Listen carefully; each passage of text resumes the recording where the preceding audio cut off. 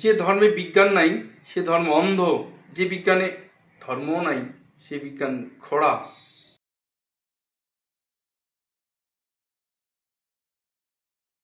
গুরুদেবের চিচনে অনন্ত করে প্রণাম, গুরুদেবের সকল সদস্যের প্রতি প্রণাম।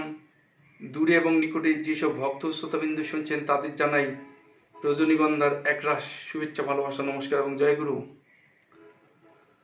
আজকের আলোচ্য বিষয়ে বঙ্কিমদা শ্রী শ্রী ঠাকুর অনুকূল চন্দ্রকে প্রশ্ন করে বললেন, আজকালকার মানুষ বিজ্ঞানের বলে বলিয়ান হয়ে ধর্মকে বাদ দিয়ে চলতে চাচ্ছে। শ্রী শ্রী ঠাকুর উত্তরে বললেন যে ধর্মে বিজ্ঞান নাই সে ধর্ম অন্ধ, যে বিজ্ঞানে ধর্ম নাই সে বিজ্ঞান খোড়া।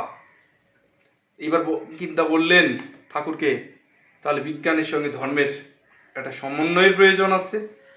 বলতেছে আছে কি রে, পূর্বে থেকেই ছিল, শুধু খুঁজে নিতে হয় ধর্মের সঙ্গে বিজ্ঞানের যে একটা সমন্বয়টা বুঝে নিতে হয়।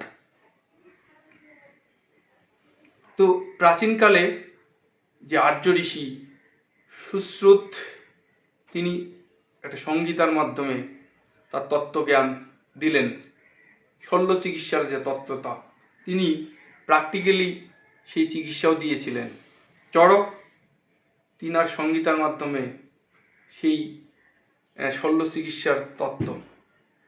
তাহলে ওইসব ঋষিরাও বিজ্ঞানী অবশ্যই ছিলেন, তৎসঙ্গে তারা আধ্যাত্মিক জ্ঞানীও ছিলেন, তারা ধ্যানী ছিলেন, জ্ঞানীও ছিলেন। তো সে কারণেই ঠাকুর ভক্তদেরকে এইভাবে উদাহরণসহ অনেক কিছু আলোচনা করলেন। বিজ্ঞানে যখন জটিল জটিল সমস্যায় কৃষ্ণপ্রসন্ন ভট্টাচার্য পড়েছিলেন, যিনি সিবি রমনের একান্ত শিষ্য, নোবেল লরিয়েট সিবি রমনের একান্ত শিষ্য, তিনি নিজেও পদার্থবিজ্ঞানে স্বর্ণপদক পেয়েছিলেন। তারপরেও পদার্থবিজ্ঞানে যখন জটিল জটিল সমস্যা হয়েছিল তখন ঠাকুরকে প্রশ্ন করেছিলেন। ঠাকুর সেই সব প্রশ্নের সহজ সমাধান দিয়েছিলেন। তো এই যে ধর্মের আর বিজ্ঞানের মধ্যে কোনো দ্বন্দ্ব বিভেদ নাই, শুধু বোঝার ভুল মাত্র। সে কারণেই বেদ বলতেছে, ন তত্র চক্ষুর গস্যতি ন বাক গস্যতি ন মনো ন বিদ্ম ন বিজানিয়াত যতই তদনুশিষ্যাৎ। এটা বলছে কেন পরিষদ প্রথম অধ্যায়ে। বলছেন যে এই যে আমাদের যে মন তাকে চিন্তন করতে পারে না, যদি তার দয়া না হয়, তাহলে বিজ্ঞানীরা যে বিজ্ঞানের তত্ত্ব দেবেন সেটা কিভাবে সম্ভব? তার দয়ায়।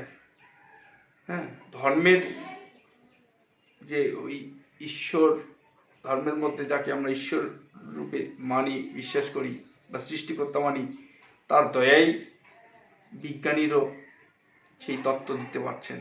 চেষ্টা এবং যে তার দয়া, এই দুই মিলে বিজ্ঞানীরা সেই তত্ত্ব দিয়ে আসতে পারছেন।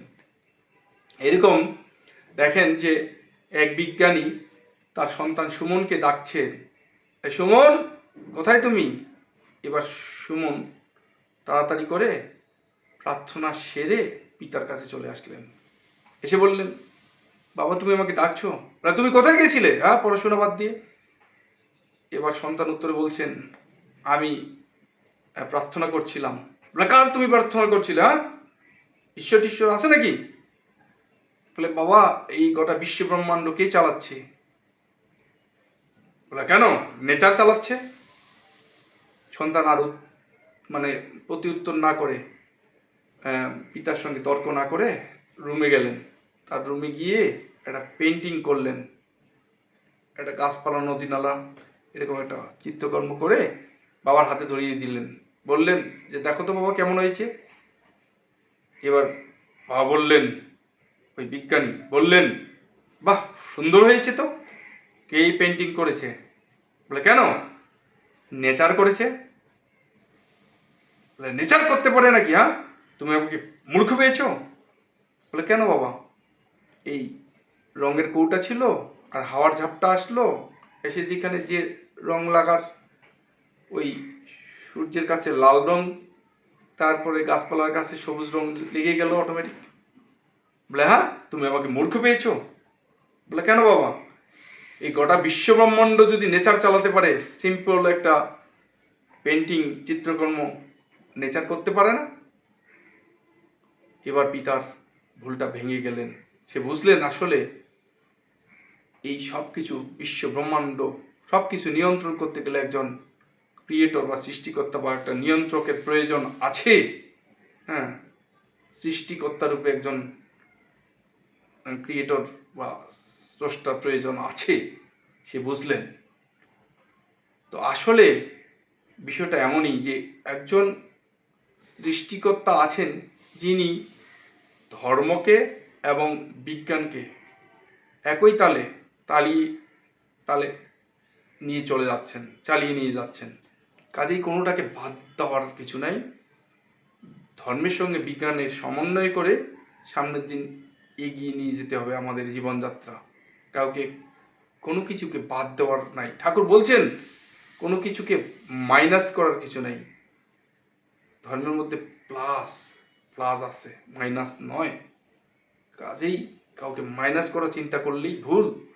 আসেন ধর্মের সঙ্গে বিজ্ঞানের সমন্বয় ঘটিয়ে আমাদের জীবনযাত্রার মান এগিয়ে নেওয়ার চেষ্টা করি, তাহলেই আমাদের প্রতিপ্রত্যেকের কল্যাণ হবে।